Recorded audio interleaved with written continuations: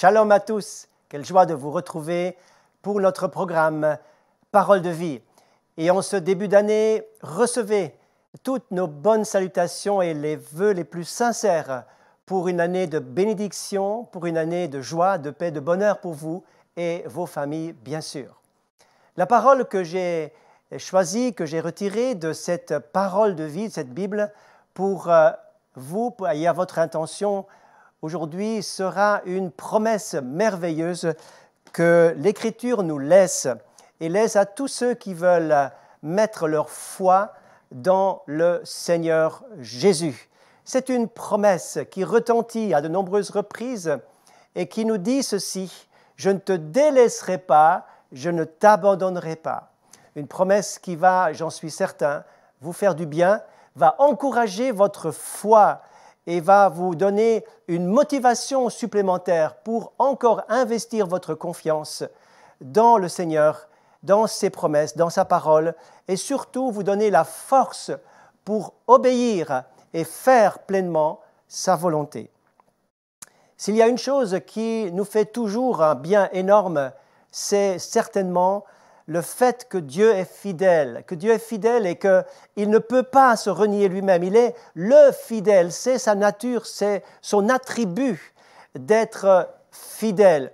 Pourtant, nous avons une nature qui, même pour les plus forts d'entre nous, qui parfois s'inquiète, qui parfois est déstabilisée, parce que souvent nous disons: « Eh bien, Seigneur, je ne sais pas, ou je ne ressens plus ta présence, ou je ne sais pas si tu es là ou tu n'es pas là. » Même le psalmiste nous dit à quelques reprises: « Mon Dieu, pourquoi m'as-tu abandonné ?» Ou encore dit-il: « Je crie le jour et tu ne me réponds pas. » Au psaume 38, par contre, il est dit: « Ne m'abandonne pas, Éternel. Alors, mon Dieu, ne t'éloigne pas de moi. » Comme si Dieu pouvait s'éloigner, nous abandonner. Non. Il nous dit même dans le texte merveilleux de Ésaïe au chapitre 49 et au verset 14, « Si on disait « L'Éternel m'a abandonné », donc cette crainte de l'abandon est parfois inscrite au fond de nous-mêmes. « L'Éternel m'a abandonné, le Seigneur m'a oublié ». Et le prophète répond: « Une femme peut-elle oublier son nourrisson?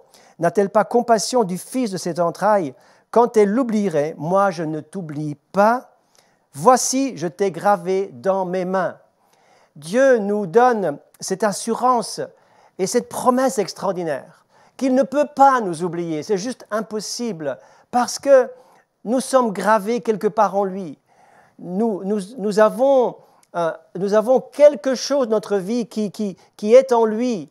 Nous savons que les mains et les pieds de Jésus qui ont été percés par les clous lorsqu'il a été cette victime expiatoire à la croix de Golgotha, lorsqu'il a donné sa vie librement et volontairement pour nous, eh bien ces marques qui étaient les effets du péché, qui étaient l'effet de la méchanceté humaine, ces marques, il les porte encore aujourd'hui parce qu'il ne peut pas nous oublier.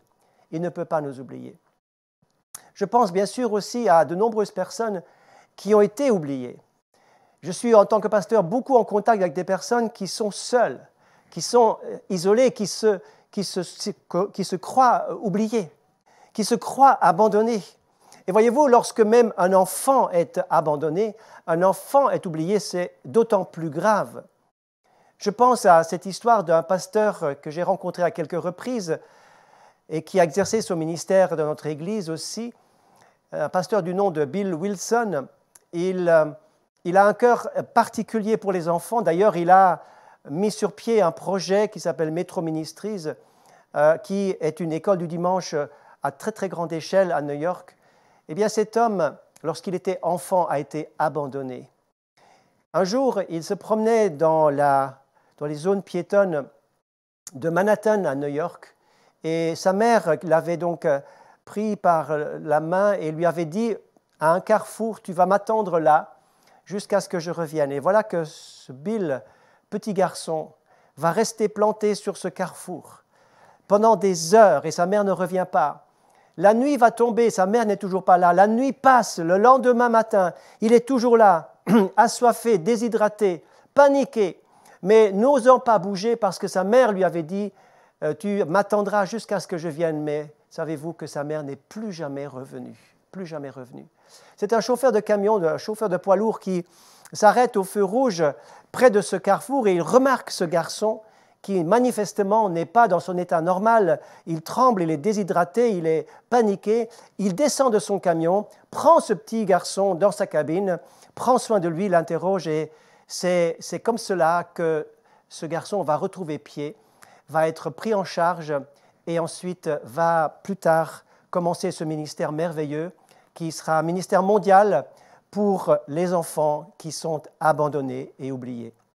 Si quelqu'un vous a oublié, si quelqu'un ne pense pas à vous, et je me demande, je pose la question, avez-vous pardonné à ces personnes qui vous ont oublié?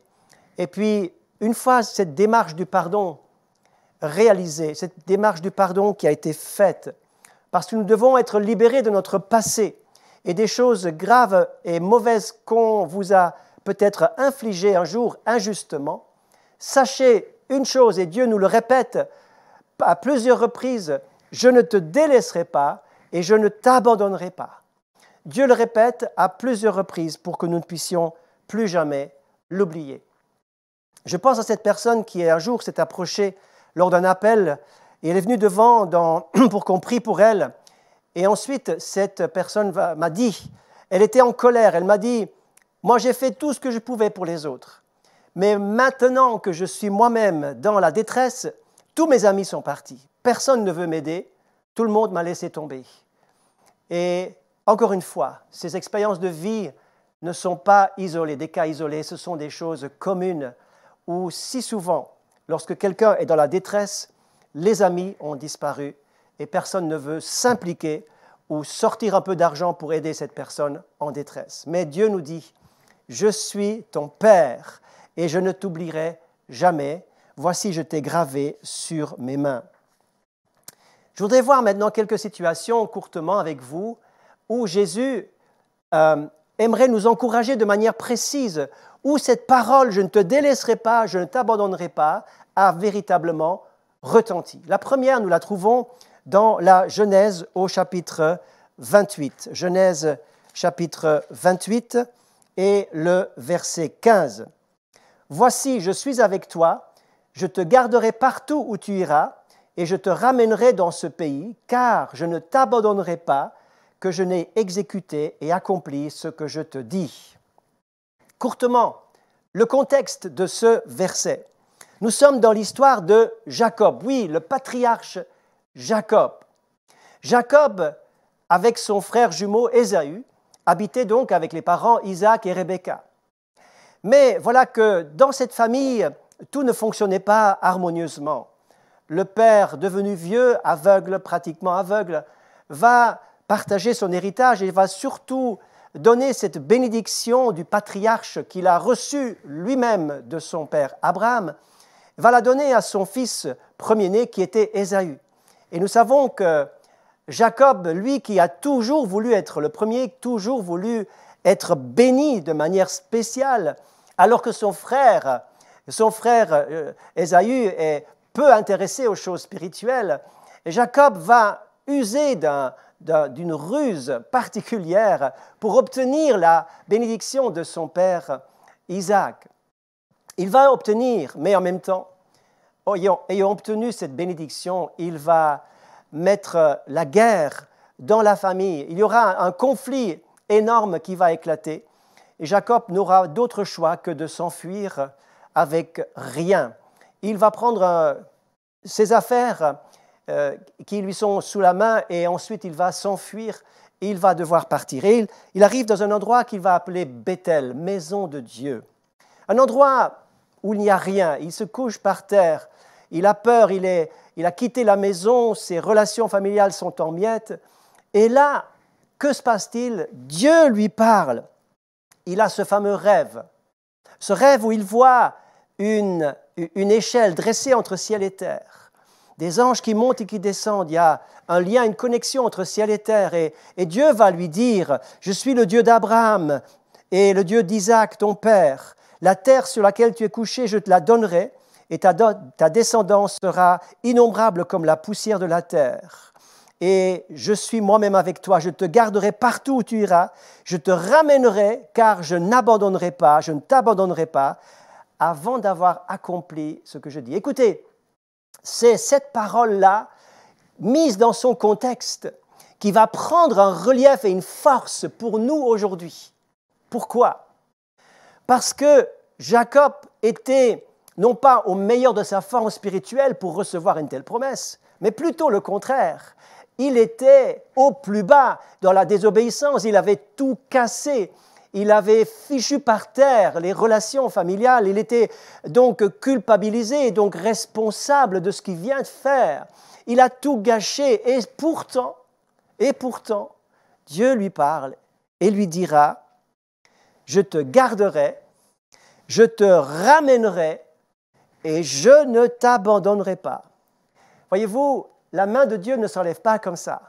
Même si vous avez pris un mauvais chemin, vous avez pris un mauvais tournant, vous avez fait une mauvaise décision, vous avez fait quelque chose dont vous êtes fautif, qui n'est pas juste, qui est contraire à ce que Dieu a voulu.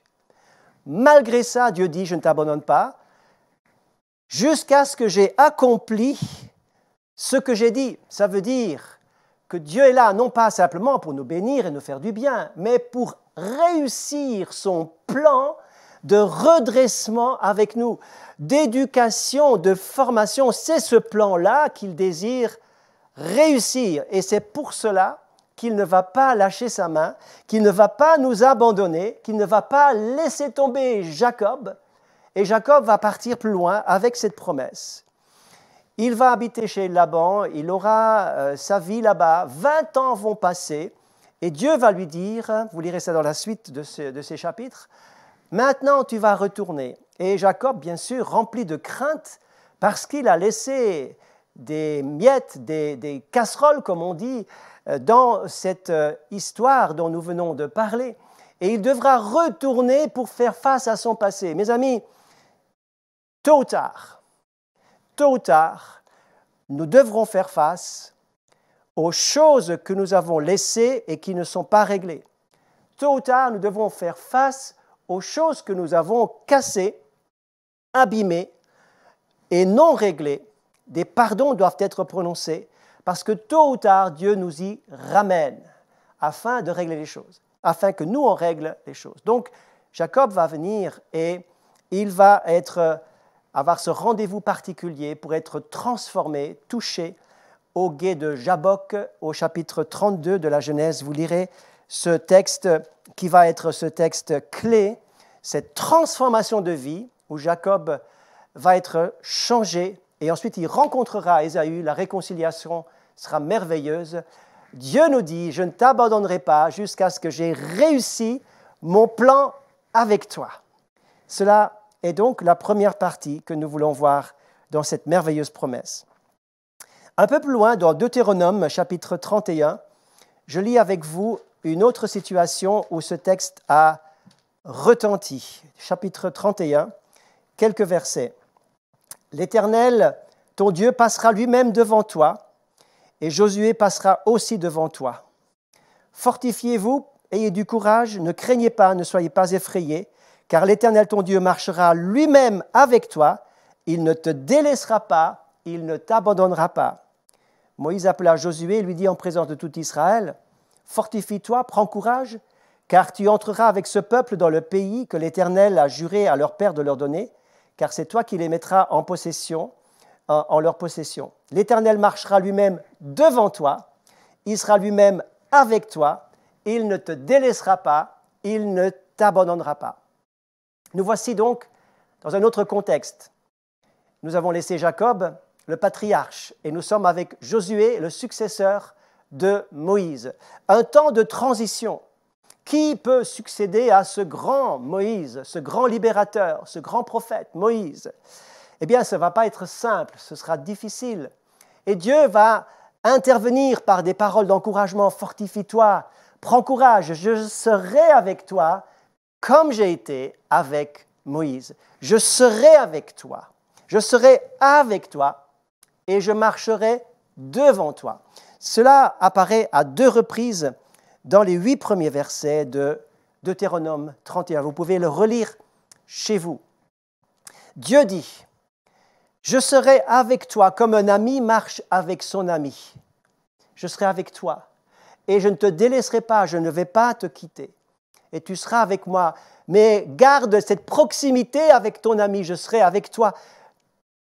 Garde cette intensité de communion avec moi, cette communion de proximité. » Et Dieu dit ensuite, « Je marcherai moi-même devant toi. » Et c'est la parole que j'aimerais vous laisser. Est-ce que vous êtes d'accord de laisser Dieu vous précéder? De laisser Dieu vous précéder. Est-ce qu'il peut marcher devant pour ouvrir le chemin? J'ai remarqué en tant que pasteur d'une communauté que bien des situations qui sont des situations qui posent des problèmes sont posés. Pourquoi? Parce que nous avons fait nous-mêmes nos choix et nous demandons ensuite, Seigneur, bénis mon choix, bénis ce que j'ai décidé, bénis mon projet, bénis mon plan, bénis ce que j'ai prévu de faire. Nous faisons nos projets et nous demandons à Dieu de suivre nos projets. Alors que Dieu nous dit, je dois marcher ou je veux marcher moi-même devant toi, je veux inspirer ton projet. Je veux te précéder, ensuite tu me suivras. Donc une décision importante ne doit pas être ma décision, mais celle que le Seigneur m'inspire et je la suis. Je dis oui, je confirme cette décision, je dis oui, j'adhère à sa décision, à lui. Et souvent nous faisons justement l'inverse et nous nous étonnons que rien ne marche parce que c'est nos choix à nous, nos décisions à nous, où nous invitons bon gré mal gré que Dieu vienne bénir et récupérer ce que nous avons cassé ou ce que nous avons raté. Mais Dieu nous dit, laisse-moi te précéder. Tout comme Josué devait laisser Dieu le précéder, ouvrir le chemin, montrer les étapes, et ainsi il n'avait qu'à suivre et à obéir. Donc laissez donc le volant de votre voiture entre les mains du Seigneur. Sur le siège du conducteur ne peut y avoir qu'une seule place. Vous ne pouvez pas vous conduire et Dieu être le passager. Laissez Dieu prendre la direction de votre vie et ensuite, c'est vous qui vous laissez conduire par le Seigneur qui est président, qui suit, qui est le premier de cordée. La troisième situation dans laquelle je vois cette promesse apparaître, je ne te délaisserai pas, je ne t'abandonnerai pas. Ce n'est pas dans l'Ancien Testament, mais dans le Nouveau que nous la trouvons. Dans Hébreux chapitre 13, verset 5, Hébreux chapitre 13, verset 5, où nous lisons ce texte puissant qui nous dit ceci, « Ne vous livrez pas à l'amour de l'argent, contentez-vous de ce que vous avez, car Dieu lui-même a dit, « Je ne te délaisserai pas, je ne t'abandonnerai pas. » C'est donc avec assurance que nous pouvons dire, « Le Seigneur est mon aide, je ne craindrai rien, que peut me faire un homme ?» Ici, le texte original en grec fait ressortir la négation plus fortement encore, comme si Dieu voulait nous dire « Non, d'aucune manière, je ne te délaisserai, ni jamais je ne t'abandonnerai. » Il y a une amplification pour nous faire réagir en nous disant « Mais tu te fais des soucis pour ton argent, pour la suite de ta vie. Tu te demandes comment tu vas tourner, comment tu vas t'en sortir. » Dieu dit ceci, « Contente-toi de ce que tu as, sois en paix, sois dans le calme du cœur, sois dans la sérénité de ton âme, car Dieu a dit, je ne te délaisserai jamais, non, jamais je ne t'abandonnerai. » La Bible dit aussi que tu ne dois pas non plus te faire des soucis pour ceux qui viennent après toi, tes enfants.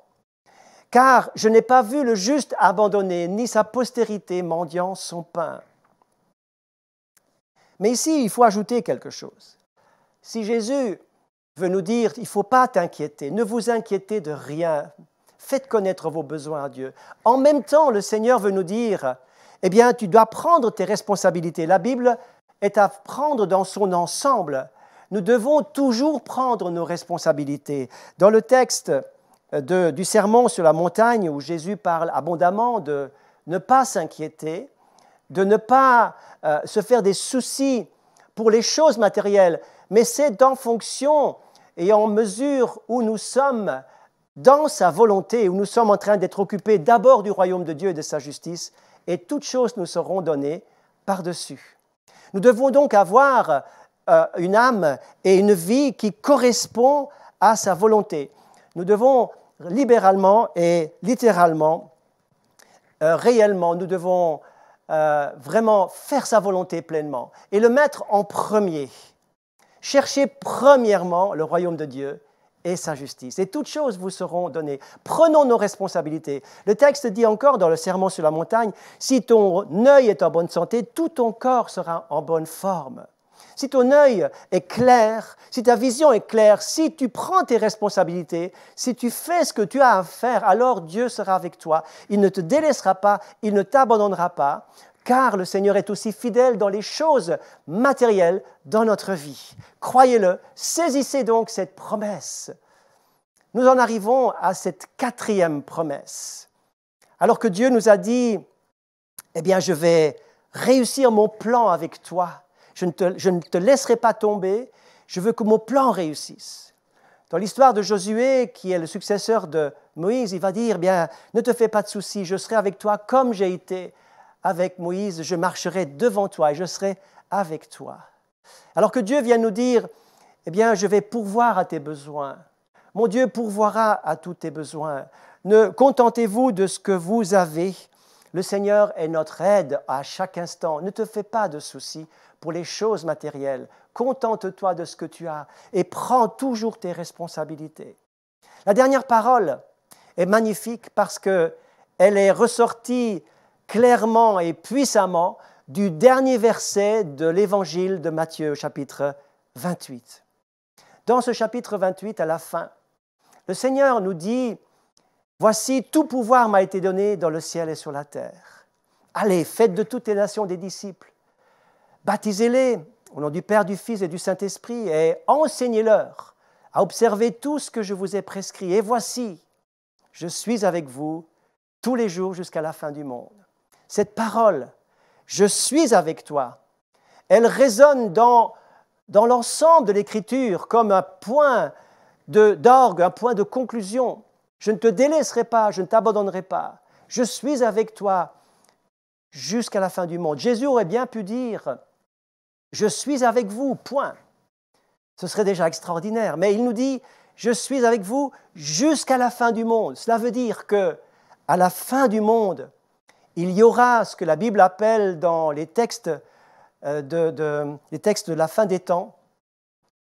Dans les textes eschatologiques, eh bien, il est dit justement qu'à la fin des temps, il y aura une angoisse parmi les nations. Et Jésus veut nous dire, il ne faut pas que cette angoisse et cette inquiétude aient un impact sur votre vie, mais que l'inquiétude puisse être balayée de votre vie, car je suis avec vous, je ne te délaisserai pas, je ne t'abandonnerai pas. Même si jusqu'à la fin, il y aura quelque chose qui va vraiment nous inquiéter fortement, l'angoisse va grandir dans le monde sur tous les plans. Et c'est justement là que la parole résonne, soit dans la sérénité, soit dans la paix, mon frère, soit dans la tranquillité, ma sœur, afin que tu saches, parole de Dieu en main, Bible en main, sur tant et tant de promesses, ne crains rien, je suis avec toi, je te garderai partout où tu iras, je ne te délaisserai pas, je ne t'abandonnerai pas. C'est la parole que le Seigneur nous donne. Et je conclus avec cette réponse, car une telle promesse demande une réponse de notre part, que nous recevions cette sécurité extraordinaire de la part du Seigneur est une bonne chose, et que le Seigneur pourvoit nos besoins. Il accomplit son plan, il marche devant nous, il pourvoit nos besoins et il est toujours présent à nos côtés selon sa promesse. Eh bien, ma réponse sera celle-ci. Et je terminerai avec cette réponse personnelle. Et je suggère et je prie que ce soit aussi votre réponse. Seigneur, puisque tu me dis que tu es tous les jours avec moi, que tu ne me délaisseras pas, que tu ne m'abandonneras pas, alors moi aussi, je te dis, me voici. Je ne te délaisserai pas et je ne t'abandonnerai pas. Seigneur, je ne vais pas lâcher ta main en cette année. Je ne vais pas laisser ta main. Je vais rester proche de toi. Seigneur, merci parce que tu as prié comme pour Pierre. J'ai prié pour que ta foi ne défaille pas. Seigneur, je veux rester près de toi, coûte que coûte. Quel qu'en soit le prix, je reste avec toi. Je ne t'abandonnerai pas. Je ne te laisserai pas. Seigneur, parce que toi non plus, tu es le fidèle dont nous avons parlé au début. Il est le fidèle.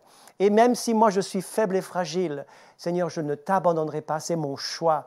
Que ce choix soit votre choix. Aujourd'hui, c'est ma prière dans le nom de Jésus. Seigneur, merci, parce que ton nom est invoqué à la fin de ce message. Et je sais que par le Saint-Esprit, tu vas agir et tu vas communiquer la foi et le courage dans le cœur de ceux qui entendent et qui voient maintenant. Parce que, Seigneur, ils ont besoin de savoir que tu es avec eux.